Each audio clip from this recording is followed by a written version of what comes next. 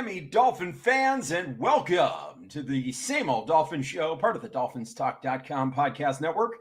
I'm Josh Katzker. With me today, literally, and every day, is my brother from the exact same mother, Aaron the Brain. Aaron, say hello to the people. Hello to the people. Brain, this was not at all the game that Dolphin fans were hoping to see on Thursday night. It is the morning after the night before, a rare Friday morning live episode of the Same Old Dolphin Show. We're on location, but we were able to watch the game last night together. One of the rare occasions where we can watch a game together in the same place, and it was just not at all the game that anybody was hoping for, just from a football perspective. And then beyond the football perspective, there was what happened to Tua later in the game, which is obviously, I think, the story that is going to overpower everything else. And so that's certainly something that we're going to talk about today. But I don't think we can let the football side of the conversation go either, because it is equally important, all things considered, in terms of this being a football podcast and a podcast about the Miami Dolphins. So before we go any further than that, Brain, what are your instant sort of takeaways from what we saw last night? Yeah, it's a bummer of a way to start a vacation, I'll tell you that much.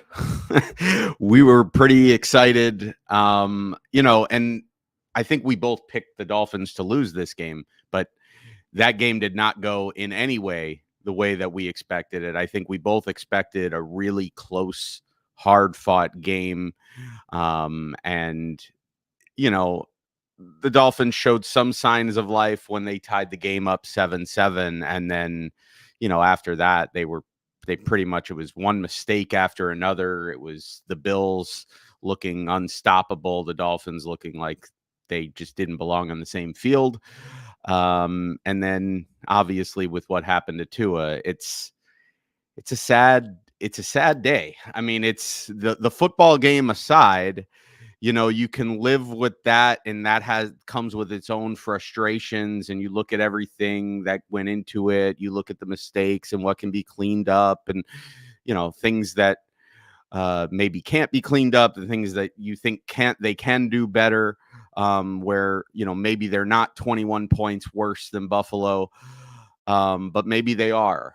And then, ultimately, like you said, with Tua going out with another concussion, now that is a much bigger picture issue and a much bigger picture question as far as him and, his long-term health, his ability to play football, if there's a timeline for him to return, and then what it means for this football team going forward. There's a lot of unsettled questions that we're left with after this game, and it's kind of crazy because it feels like, you don't want to jump off a cliff, and you want to kind of keep things in perspective, but what it feels like and what it felt like last night, and after having a night to process it, it still kind of feels like the season just kind of got blown up in one night.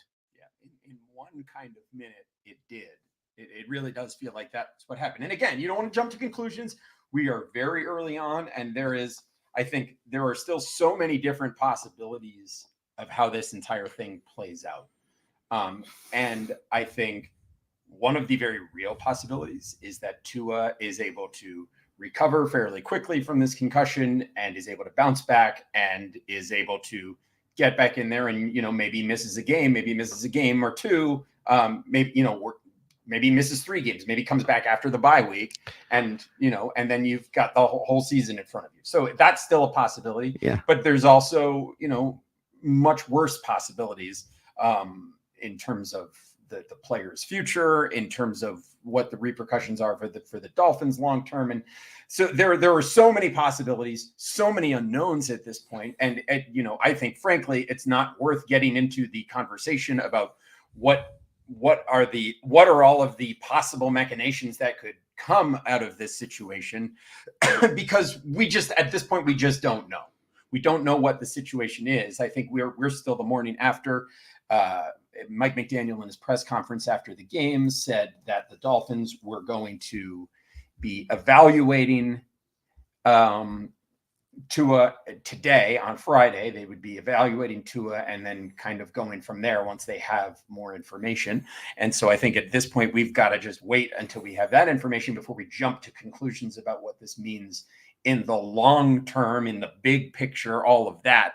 But I think one of the things that you sort of can do at this moment is look at, you can try to step back, right? Because I feel like the inclination is, for everybody who's a Dolphin fan, the inclination is to go, you're jumping to worst case scenarios, or you're jumping to this thing or that, you're what is the worst case scenario, right? And you're looking at that, and you want to look at it from that perspective. And that's certainly a conversation that can be had, but I don't think that's a conversation that's worth having until we know that's a conversation that you need to have, because otherwise it's just idle speculation.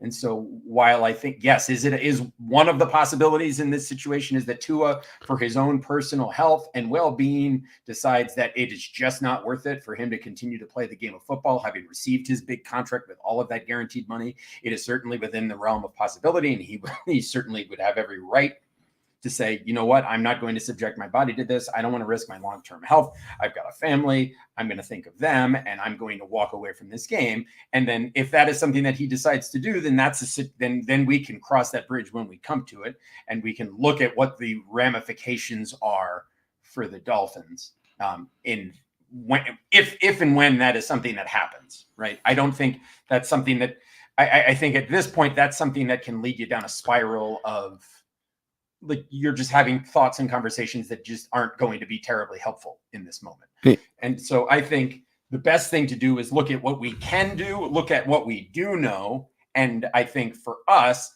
that's looking at this from a football perspective. Obviously, first and foremost, we all wish the best for Tua, and whatever is the best thing for him and his family and his well-being, that is his decision to make. That is not my decision to make. That is not anybody on Twitter's decision to make. It is no other athlete's decision to make. It's the decision of Tua and his family. And yes, we know that he talked about possibly, he considered retirement after that 2022 season where he had the 3 concussions, but it's just not something, that's not something that is for any of us to say. We might all have opinions. We might all have takes, but none of those takes are relevant to the decision that he is ultimately going to make. So I think for us, Brain, is there anything else that you want to say on that before we sort of put our focus back on the football side of things for all of this? No, I mean, I would just definitely lead with, just wishing him the best and sending love to him and his family. And look, we all hope that, this turns out to be something that he can bounce back from, and most importantly, that he's healthy and confident, and he can make the decision that he wants to, and that he's not forced to make any decision that he does not want to make. But ultimately, you just want what's best for him as a human being first, and then the football comes next. But I do think that, here over the next few days or weeks, we're going to get some sort of idea on a timeline. And as we circle back to football, the Dolphins are going to be left with the question of, if this is a prolonged time that Tua is going to miss, are there roster moves that are going to be made or that should be made? Are there, schematic changes that are going to need to be made with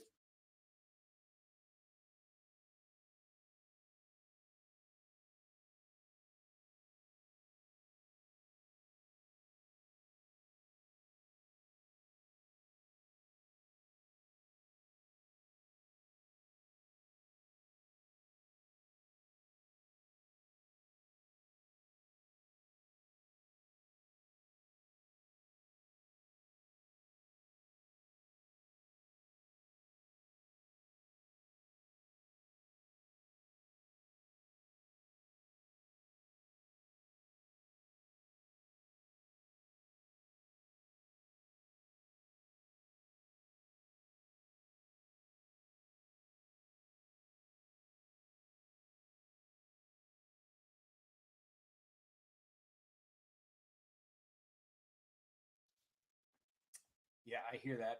It sounds like our audio has cut out there. Let us know if the audio is back. We tried putting it back in for you, so let us know if you can hear what's going on there. Let us know. We're working on this here. We're back. We're back. Our audio is back. Yeah, so it looks like audio went out there for a minute, and we apologize for that. But basically, what we were saying there is that. Yeah, we've got to hit. The biggest thing is we need to take stock of where we're at from a football perspective. And, obviously we're wishing Tua the best, and hopefully he can recover and get back soon. We're going to shift our focus to talking about the game and talking about to what things mean from a football perspective. But first, a reminder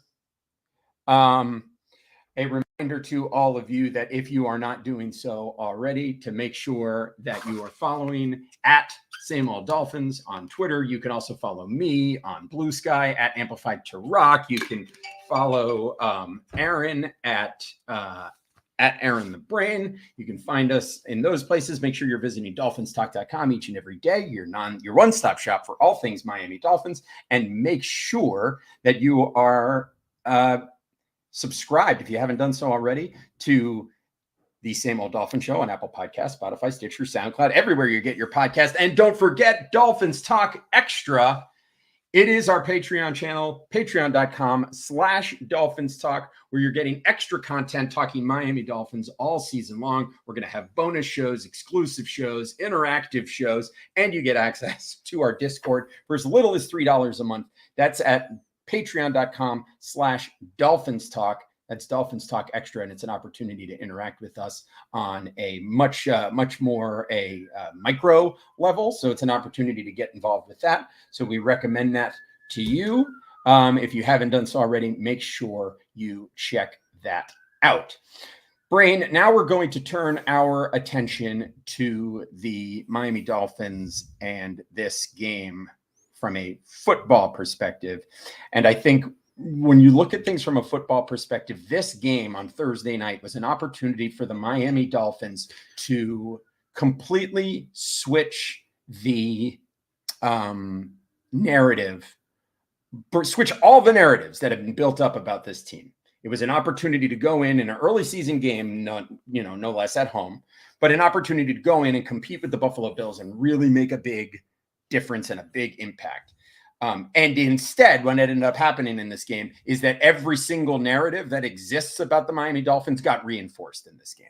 They have an inability to compete with the best teams, the real contenders in the AFC. The Miami Dolphins are not one of those. They've proven it yet again. When the Dolphins have something that they want to do and it gets taken away, they don't have an ability to find another way to win the game. We saw that again. I mean, all the way down to the narrative of, and you hate to say it because of what he's going through, but the Dolphins have a quarterback that is fragile, and that got exposed as well. So this was a game, Brain, where Mike McDaniel, inability, sometimes getting a little too happy with going forward on fourth down and making bad decisions in that perspective. Again, we saw his shortcomings there. It was every single narrative that exists about the Miami Dolphins got reinforced. Yeah, that's fair. I would say, as much as at this point, everybody just wants to pile on the offensive line. I don't think that the offensive line played particularly bad last night. I thought they opened up holes in the running game. When they had one-on-one pass protection, were there a few slip-ups? Did Rob Jones get absolutely bodied by Ed Oliver? Yeah, absolutely. Do you hate to see both Rob Jones and Terron Armstead get injured? We know that the Terron Armstead injury history, so it's not shocking, but you obviously hate to see that, and nobody's shocked by that. But the offensive line is actually pretty low on the list of reasons why the Dolphins were getting beat as bad as they were. Realistically, I think they got out-coached. And also, on the offensive side of the ball, the two possessions get completely derailed by receivers that are probably not even 53-man rosterable receivers. DeBose on the first drive, was the ball in like an absolute perfect placement? No, it he's running a crosser. It hits him on the back shoulder and it pops up into the air and it's an interception. That's on DeBose. The ball was not perfectly thrown, but it was a more than catchable ball. It's a ball that should be caught. And then, a couple possessions later, the interception where at first you look at it and you're like, wow, that was a terrible throw by Tua because he just overthrew Robbie Chosen. But then you go back and you look at it and you actually break it down and Robbie Chosen's running the wrong route. And so, I mean, these are two guys that are, Grant DeBose was picked up, after training camp, after initial 53-man rosters came out and cuts, and he makes the roster. They sign him from Green Bay because he was let go from there.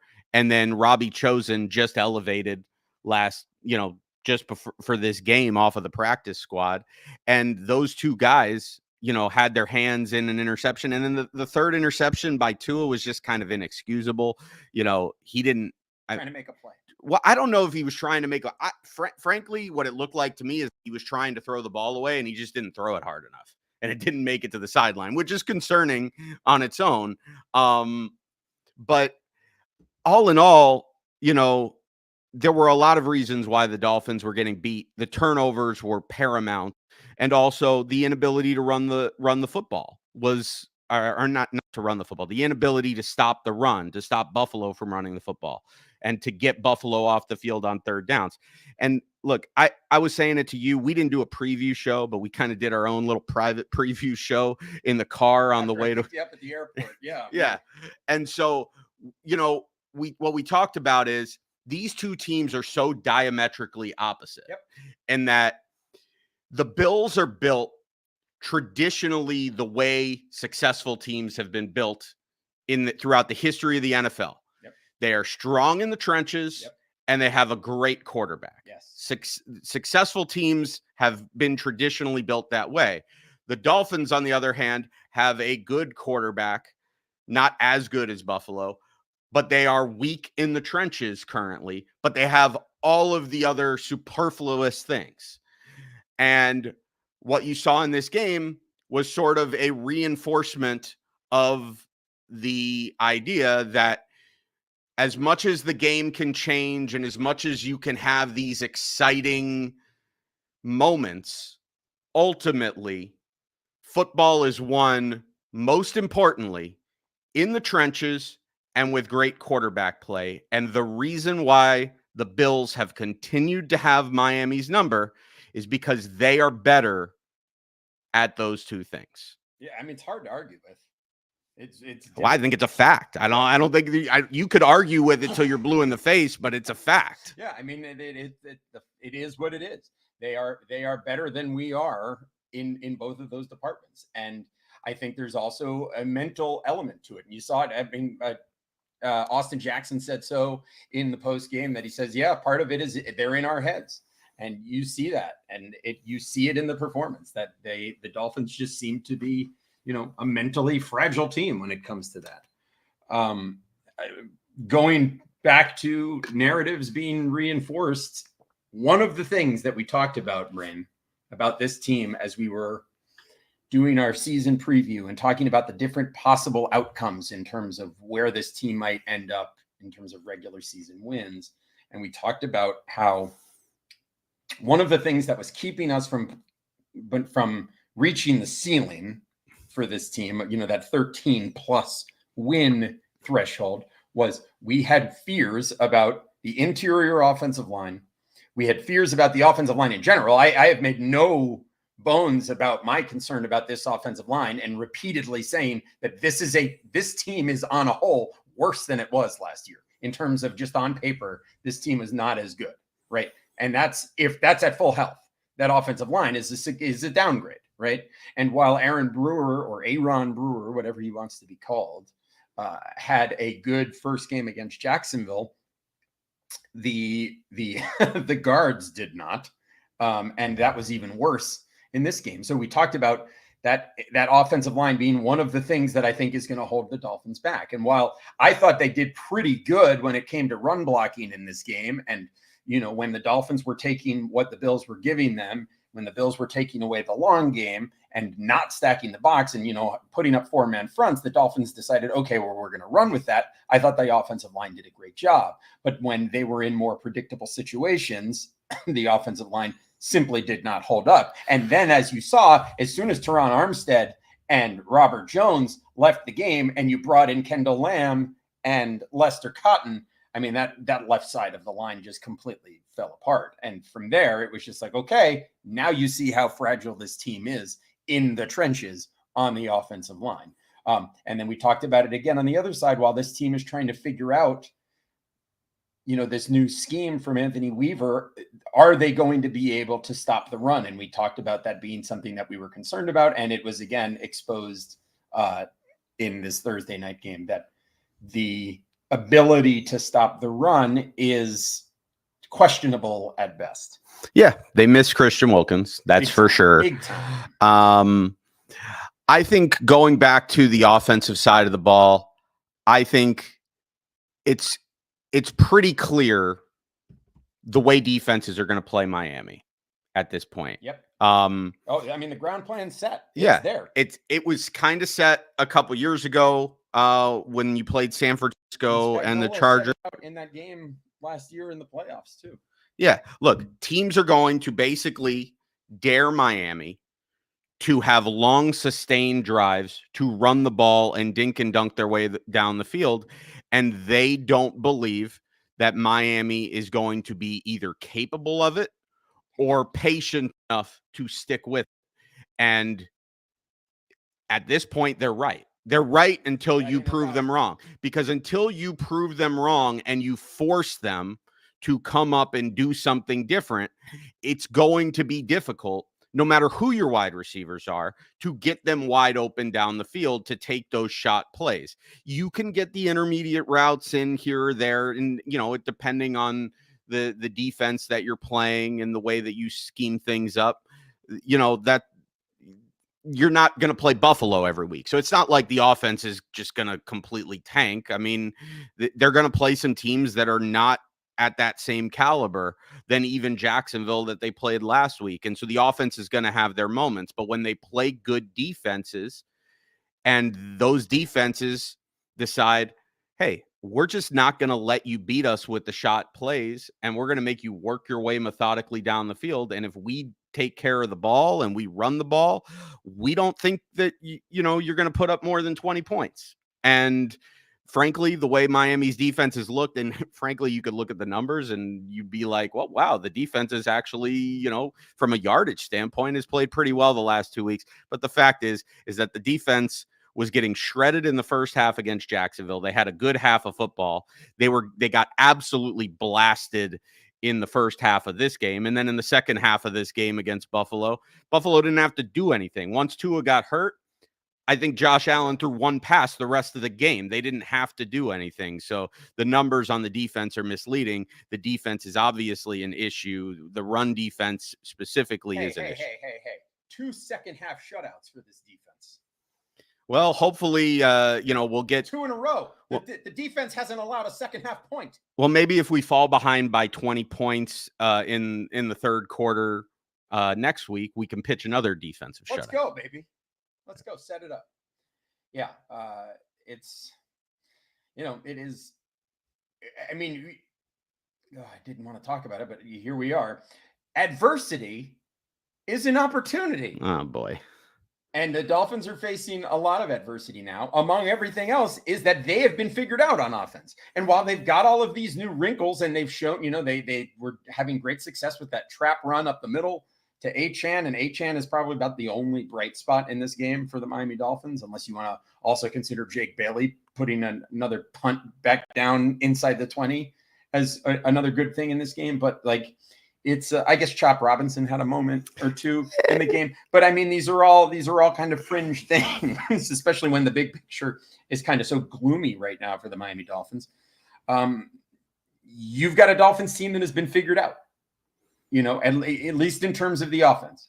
And we know that one of the reasons that the Dolphins signed Odell Beckham, one of the reasons that they brought in Johnny Smith was hoping to expand the weaponry on this offensive side of the ball, but we haven't seen the offense be fully healthy yet. And who knows at this point whether that's something that we're ever going to see.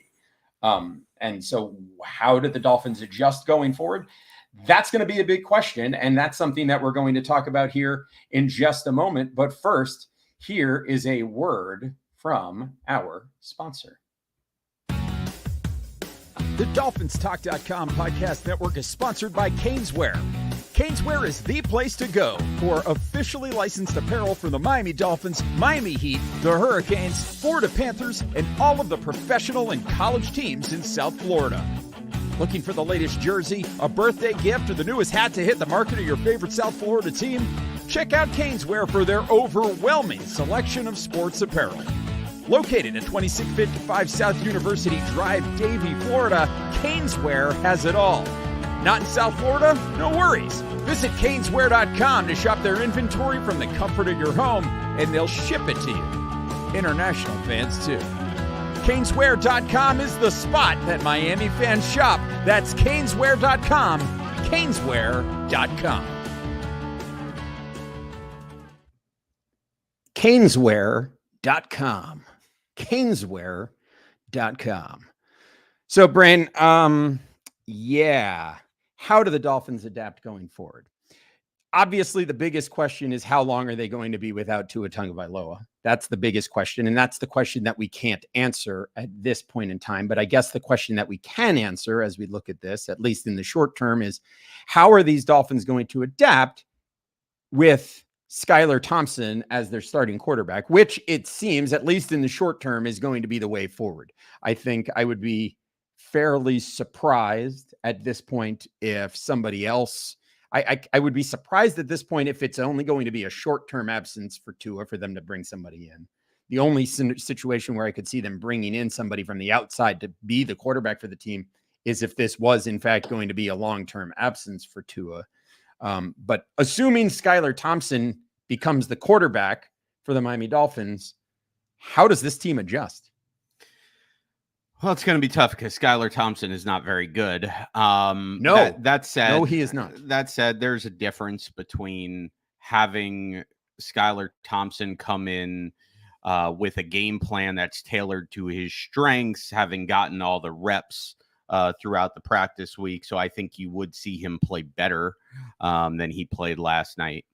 I think it would be interesting to see how defenses adjust if Skylar Thompson is the quarterback, because, do the defenses just say, okay, well, Skylar Thompson is in there, we don't need to respect the passing game as much. And so they get a little bit more aggressive and in the box, and they bring more pressure, and they put more of a focus on stopping the run, which then, can open things up for your receivers. Or do they say, you know what, we're going to employ the same game plan. We're not going to let Tyreek Hill and Jalen Waddle beat us, and we're going to make the Dolphins run the ball. I think it's probably a combination of both, but it's probably more the former than the latter, because the fact is that, until I would make Skylar Thompson prove that he can run this offense, because we know that the Dolphins can run the football if you give them a light box. I mean, we saw it last night.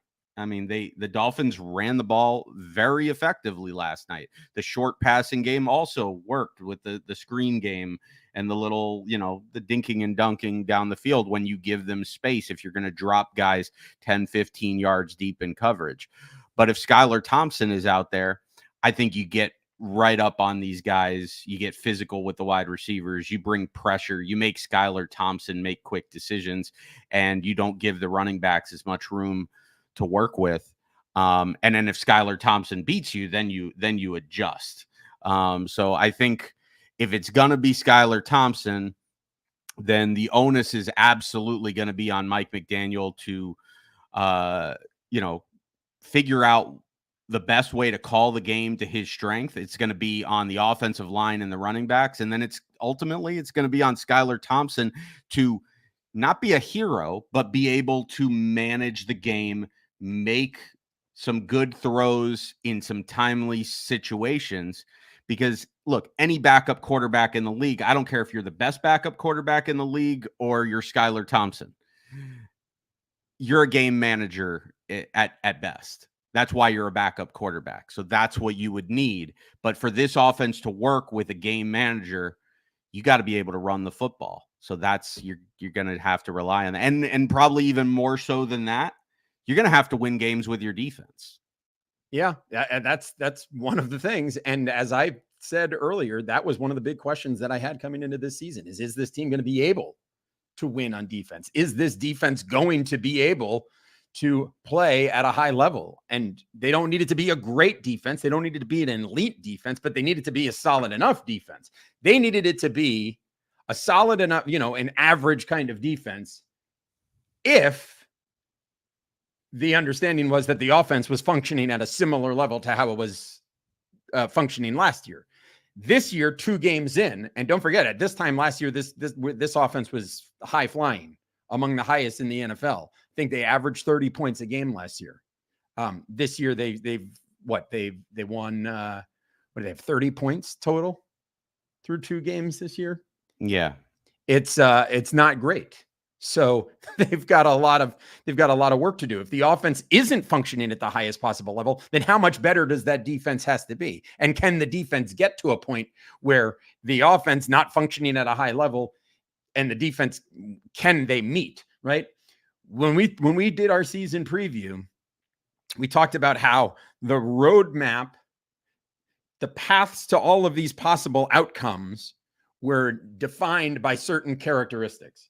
And one of the reasons that we thought 0 to 6 wins was unlikely was that, a lot of things were going to have to go wrong in order for that to happen. I'm not saying this is a 0 to 6 win team, even with Skylar Thompson as your quarterback, but that path is beginning to be much clearer than even the path to 9 or 10 wins, which is what we had decided was probably the most likely outcome for this team. I think it's probably still the most likely outcome for this team based on the information that we have right now.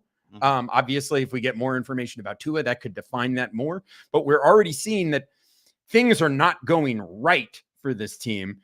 We said that, in order for them to hit that 13+ win threshold, that they were going to need to have everything fall into place. The defense was going to have to be great. The offense was going to have to be great.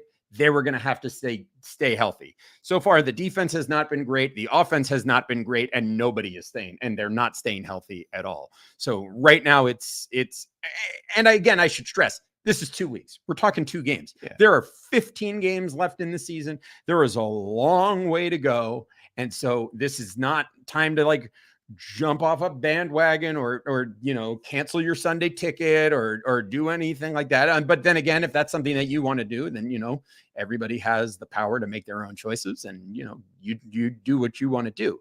But I'm saying it's not necessarily panic stations just yet. But I think you also have to just take in the information as you have it available and understand that the Dolphins have a lot of adjusting still to do, and they have a lot of improving left to do if they do want to, in fact, change those narratives. Now, one of the things that we talked about at the beginning of the season, Brain, was the idea of the narrative and the idea of what is this season for the Dolphins. And I'll say this, that I don't know that even had the Dolphins beaten the Bills, let's say the score lines were reversed and the Dolphins had won this game 31-10, right? I don't know that would have changed a lot of the narratives for me. It would have been a step towards changing those narratives. But again, the biggest test for this Dolphins team is how do they do all season long and what happens when they get down to the end of the season and can they compete then? And there is still a long way to go before we get to that point. So there's a lot of opportunity for the Dolphins to turn it, to turn that around. So stepping back, looking big picture, this has there is a chance that we step back and we go, this was one really bad night for the Dolphins. They performed really poorly. Tua got hurt, but maybe it wasn't the most serious injury. He's able to bounce back from it. He's able to play, and it becomes a blip on the radar and an opportunity for the Dolphins to learn, right? That is a possibility. There is also a possibility that this is an inflection point where everything just goes straight downhill from here. That's also a possibility, right? So there's still, anything is still possible, from this point on. And I know that everybody feels a certain way. I see people in the comments here watching live on the I'm a Miami Dolphin fan Facebook page and the Dolphins Talk YouTube video, by the way. Smash the like button if you would. I don't blame anybody for jumping to any conclusions that they want to come to. I'm just saying that from my standpoint, I think we just still need to wait and get some more information. Right now, we're still digesting what happened last night. We're going to learn more in the days to come. And then as we approach this upcoming game next week, where the Seahawks are, we're going to get more. We'll have more information as we get a little closer. How bad is Terron Armstead hurt? How bad is Tua hurt? All of that. We're going to figure that out. So those are the questions, as we go through. But we have another question that is very important, Brain, and I think it's time to ask it. Let me check your pulse if you're not fired up.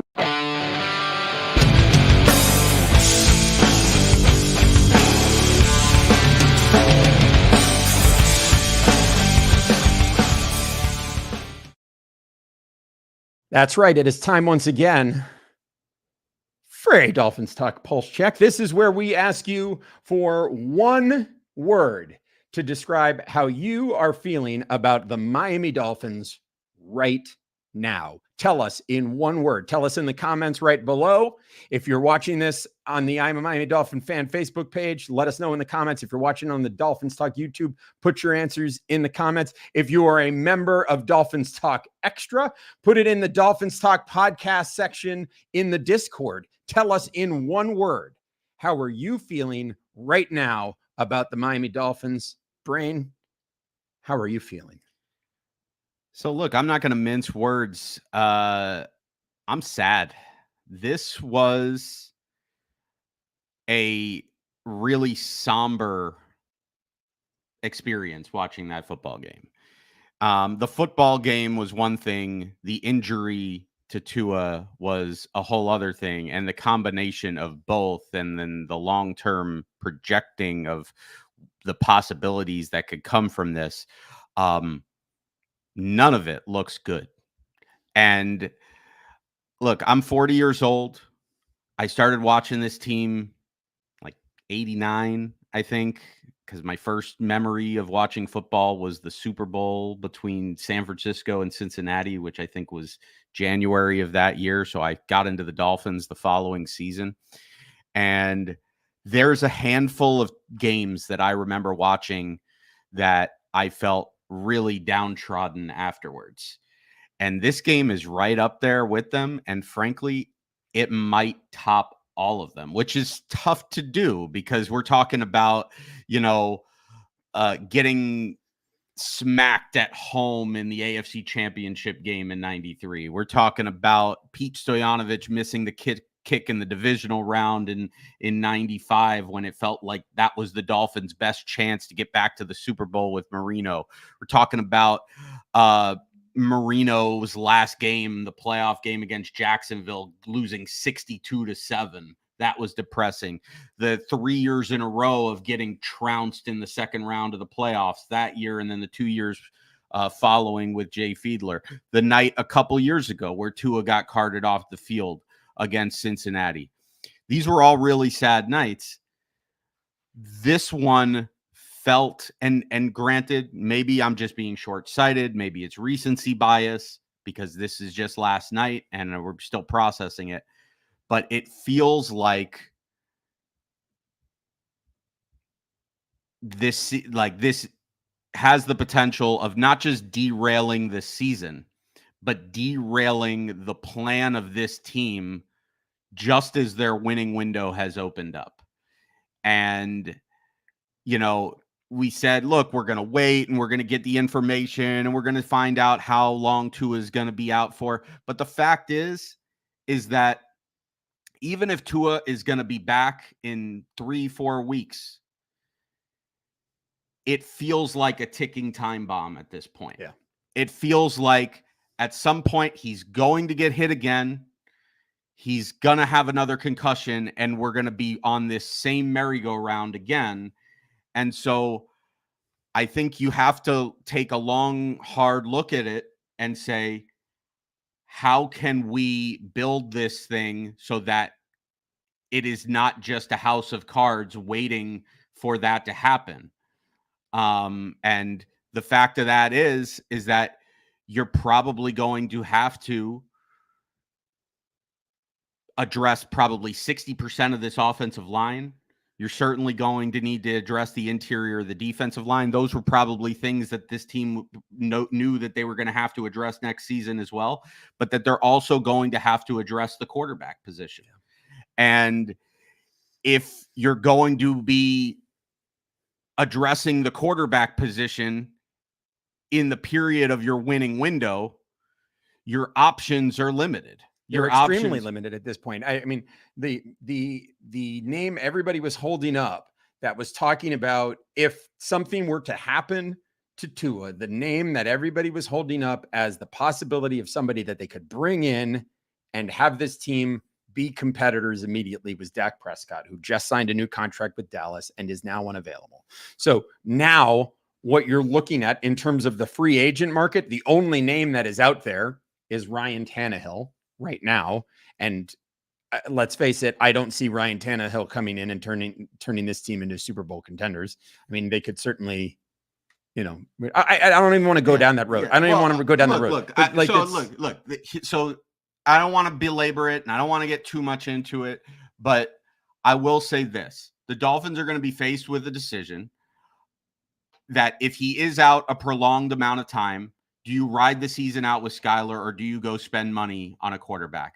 My personal opinion is that I'm not spending money that can be used to roll over to next year's cap to make this team better next season to try to salvage something this year when this team is not really good enough to win a Super Bowl. I think, look, it's early, it's 2 weeks into the season, but nothing that we've seen from the moves that they've made in the offseason to Tua getting hurt. We know the offense is built around his strength. We know the quarterbacks that are out there. There's no quarterback that's going to come in where we're going to say, okay, now we're a Super Bowl team. Yep. So I'm not spending money on that. So I am going to ride with Skylar Thompson and Tim Boyle if I have to. If you want to pick up somebody else off the scrap heap, if you want to sign Mike White off of Buffalo's practice squad and bring him back, whatever. Because the fact of the matter is,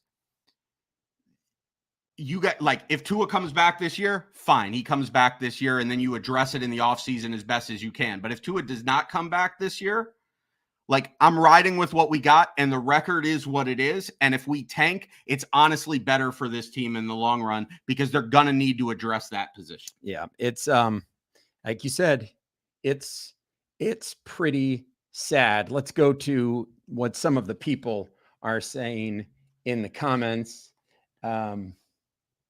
Let's see. We've got disgusted, deflated, basura, dejected, effed, done, disappointed, unhealthy, sad with an exclamation, frustrated, defeated, depressed, defeated, bummed, expected,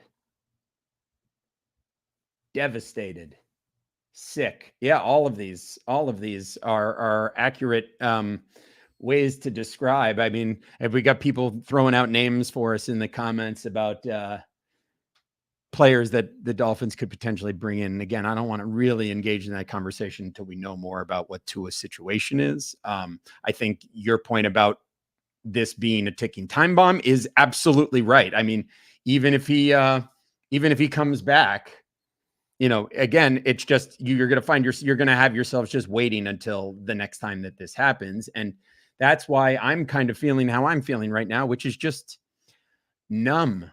It's hard to feel a whole lot of anything right now. And I was already in that place before the injury, and when Tua threw the interception in the second half and the Dolphins went down 31-10, I think that was the point at which I went to the Same Old Dolphins Twitter account and tweeted the words "Same Old Dolphins," period, because they are the same old Dolphins. That was absolutely a same old Dolphins performance in the biggest way. And I feel like a lot of people are in agreement around that. We always say that the whole premise of the show is, are these the same old Dolphins? They continue to be the same old Dolphins. Absolutely. And then I said, the way that this game is going, all I'm doing right now is holding my breath, because I feel like I'm waiting for there to be some sort of significant injury. Like, that's how bad this game has gone. And then a few minutes later, that's what happened. So maybe that's on me for putting that out there into the universe. But it's a bad situation. The weak offensive line that Chris Grier laughed about, 2 years running, about, well, you guys are more worried about that than we are. And it has, while it's not to blame for Tua's injury, it was certainly to blame for some of the problems in pass protection in this game. And it's certainly an issue that this team continues to have. And it probably is going to be an issue long-term. We'll see what the deal is with Terron Armstead. How long can we expect him to be out? It's Terron Armstead, so I'm almost fully expecting him to have a little stint on the IR, because that's what happens there, but we'll see how that goes. But I'm just kind of numb to it at this point. Because the Dolphins are just in this complete limbo at this point. It, like you said right off the top, it feels very much like all of the hopes and dreams for this team have, I don't want to say that they've gone up in smoke, but they are now in a place where they're in this kind of purgatory state, where we don't know what this future holds. And like, what we do know is that as long as Tua is out, the ceiling is limited.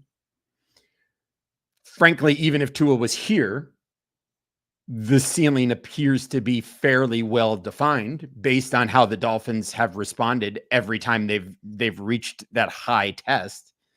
And so I find myself sitting here and I'm just kind of numb to it. I didn't walk out of, we were at a Hooters yesterday watching the game with a table of raucous Buffalo Bills fans right next to us, who were very nice, very, very, very nice group of folks.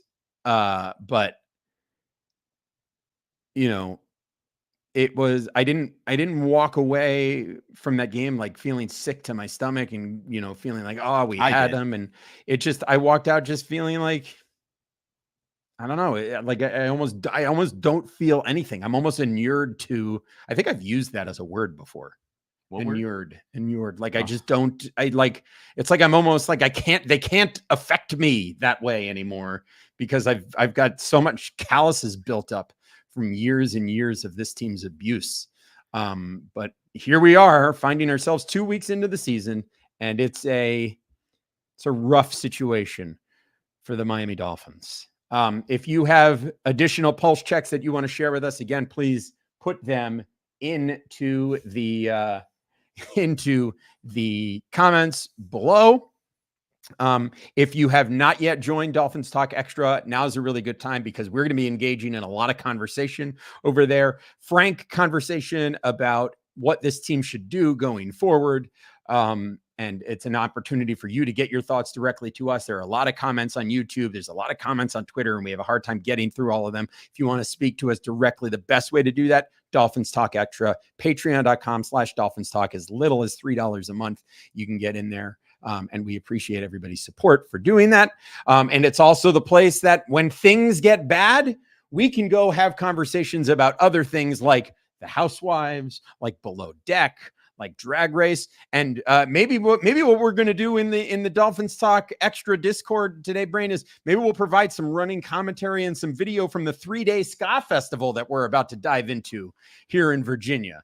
we're on vacation. If anybody is down in Virginia, we're going to the Supernova International Ska Festival for 3 days, today through Sunday in Virginia. And we're going to try to lighten the mood a little bit with some ska for 3 days. After the Dolphins have made us feel sad and numb, we're going to try to go have a good time with some live music and some good people. So if you're around, come say hi, come say hey. It'll be great to see you. In the meantime, we will be back. Let's see. I don't know if we're going to have a show Monday. We'll certainly have a preview show on Thursday. Actually, we need to talk about that because I don't know if I'm going to be available for that, but we'll talk. We'll figure out when the next show is going to be. I think we'll definitely do a show on Thursday. If it's the both of us, if it's one of us, if somebody comes on and joins as a special guest, I think you can expect that we'll have a show on Thursday. And we're going to ask for your, if anything changes, we'll put it out there on X and let you know that what the change is. Yeah. And I think even if we don't have a show on the main Dolphins Talk YouTube channel, I think you can probably look for one on Dolphins Talk Extra on Monday from us. So look for that. And Mike did ask the important question here that I think is on everybody's mind. I'm sure it is. Scroll here. Here it is from Mike. We know the answer, but we need it on record. More joy this week for the brain, Housewives or the Dolphins. So in general, every franchise of the Housewives is going to be better than what the Dolphins put up this Thursday, but specifically the head-to-head matchup that we were looking forward to is the Dolphins versus the Real Housewives of Salt Lake City. They've got their season premiere on Wednesday, so that's the one that will go up against this Buffalo game, and it would have to be the absolute worst hour of reality television that I've ever seen for them to not give me more joy than what the Dolphins put out there, because I was completely joyless at the end of that game. Sad. It's a sad state of affairs, everybody. All right, that's going to wrap us up for this episode of the Same Old Dolphin Show. We'll be back with you next week. If you're on Dolphins Talk Extra, I'm sure there'll be some new content coming your way soon. So we look forward to seeing everybody over there. We hope everybody has a great weekend. Find those things that can bring you joy, because it's not the Dolphins. You got to find it somewhere else. So hopefully everybody has something that they can do that will bring that joy to them. So thank you as always for listening. Make sure to follow us again at Same Old Dolphins on Twitter. I'm at Amplified to Rock on Blue Sky. He's at Aaron the Brain, also on Twitter. Like the Dolphins Talk YouTube channel, subscribe to the channel, turn on notifications, like this video, visit DolphinsTalk.com each and every day. Subscribe to the Same Old Dolphin Show on Apple Podcasts, Spotify, Stitcher, SoundCloud, everywhere you get your podcasts. We appreciate you very much. Thanks for listening. And as always, take care of yourselves and each other. And as always, go Dolphins! Did we ever get an answer as far as whether Tyreek Hill was injured in this game? My voice